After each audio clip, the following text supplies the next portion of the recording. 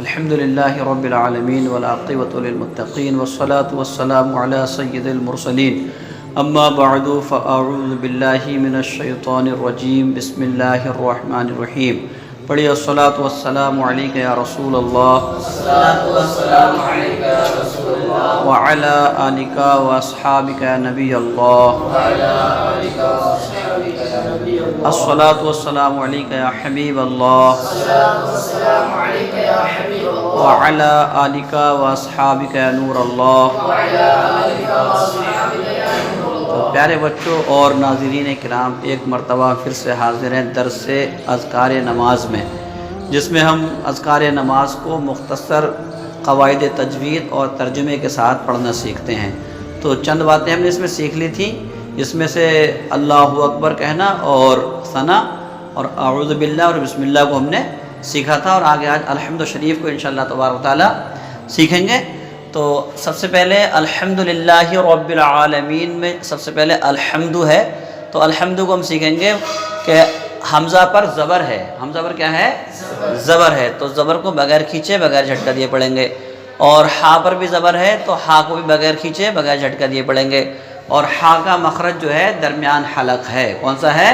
درمیان حلق۔ ایک جو ہے دو آنکھوں والا ہا ہوتا ہے، جسے چھوٹا ہا بھی کہتے ہیں اور اس کو بڑا ہا بھی کہتے ہیں۔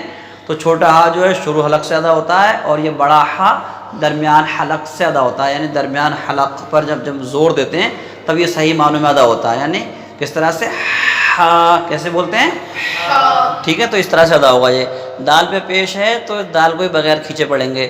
تو پورا کلمہ ہم ایسے پڑھیں گے الحمدو۔ کیسے؟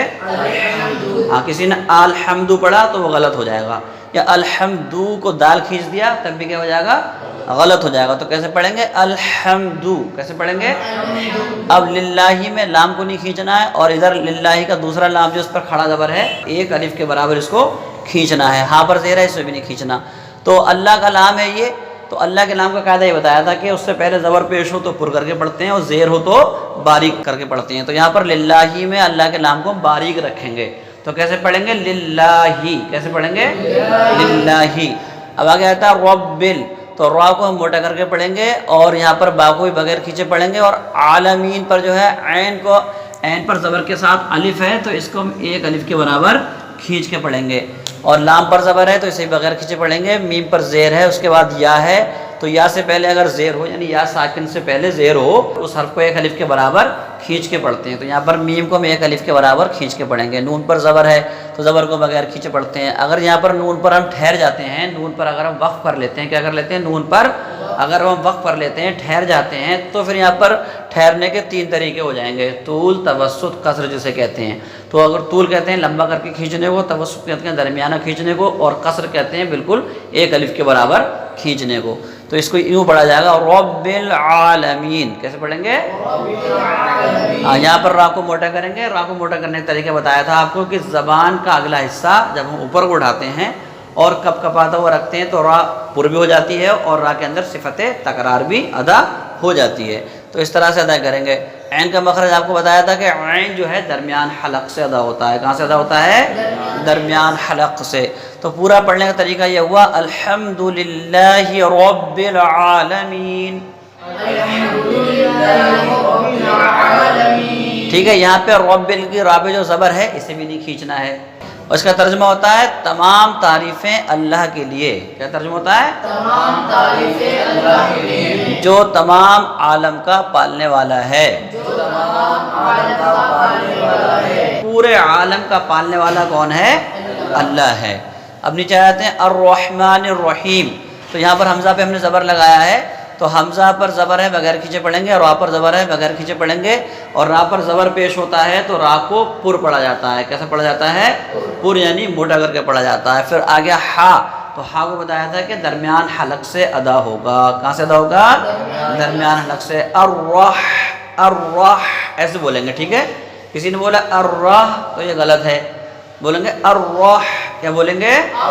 الرح۔ میم پہ کھڑا زبر ہے، ایک الف کے برابر کھینچیں گے۔ نون پر زیر ہے اور آگے را پہ تشدید ہے تو نون کو را میں ملا دیں گے۔ پھر را پر زبر ہے تو را کو پر کر کے پڑھیں گے۔ کیسے پڑھیں گے؟ پر کر کے پڑھیں گے۔ اور را پر تشدید ہے تو دونوں را جو ہے پر پڑھی جائیں گی۔ کون سی؟ دونوں را پر پڑھی جائیں گی، کیونکہ جب را پہ تشدید ہے تو اس میں ایک را پہلے والی ساکن ہے، ایسی ہے ساکن ہے، اور ایک را جو ہے اس پر حرکت ہے زبر کی، تو جو را ساکن ہے وہ بھی اور جس را پر زبر ہے وہ بھی، دونوں را کو کیسے پڑھا جائے گا؟ پر پڑھا جائے گا۔ اور پھر ہا آ گیا، ہا پر زیر ہے، اس کے بعد یا ہے، یعنی یا ساکنہ، اور اس سے پہلے زیر ہے تو کیا کہیں گے؟ اسے یا مدہ کہیں گے۔ کیا کہیں گے؟ یا مدہ۔ یا مدہ کو ایک الف کے برابر کھینچ کے پڑھتے ہیں۔ میم پر زیر ہے، بغیر کھینچے پڑھیں گے۔ اگر ٹھہر جاتے ہیں تو یہاں پر بھی تینوں وجوہ جو بنتی ہیں طول توسط کسر کی وہ جائز ہو جائیں گی۔ تو کیسے پڑھیں گے؟ الرحمن الرحیم، ٹھیک ہے۔ الرحمن الرحیم کا معنی ہوتا ہے نہایت مہربان رحمت والا۔ الرحمن الرحیم کا معنی کیا ہوتا ہے؟ نہایت مہربان رحمت والا۔ آخری آیت ہے ہماری مالکی یوم الدین۔ کیا ہے؟ مالکی یوم الدین۔ تو میم پر زبر ہے، اس کے بعد الف ہے، تو جب میم یعنی الف آ جاتا ہے تو الف کو ایک الف کے برابر کھینچ کے پڑھتے ہیں۔ الف سے پہلے زبر ہو، یہ کہہ لو زبر کے بعد الف ہو، تو الف کو یعنی اس حرف کو جس پر زبر کے بعد الف ہے اس کو ایک الف کے برابر کھینچ کے پڑھیں گے۔ تو یہاں پر میم کو ایک الف کے برابر کھینچ کے پڑھیں گے۔ کیسے پڑھیں گے؟ ما، کیسے پڑھیں گے؟ لام پر زیر ہے، بغیر کھینچے پڑھیں گے۔ کاف پر بھی زیر ہے تو بغیر کھینچے پڑھیں گے۔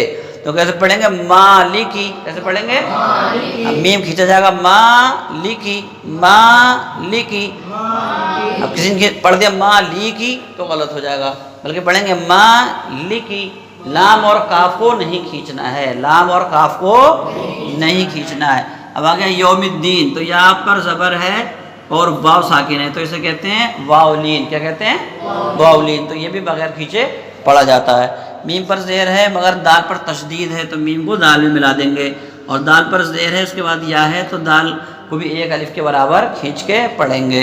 نون پر زیر ہے تو بغیر کھینچے پڑھیں گے۔ ٹھہر جاتے ہیں یہاں پر یوم الدین کر کے وقف کر دیتے ہیں تو یہاں پر بھی وہی تینوں وجوہ طول توسط قصر والی جائز ہو جائیں گی، یعنی لمبا کر کے بھی کھینچ سکتے ہیں، درمیانہ بھی کھینچ سکتے ہیں، اور بالکل قصر یعنی ایک الف کے ساتھ بھی کھینچ سکتے ہیں، یعنی یوں بھی پڑھ سکتے ہیں یوم الدین، قصر ہو گیا، یوم الدین یہ تمہارا توسط ہو گیا، اور یوم الدین یہ طول ہو گیا۔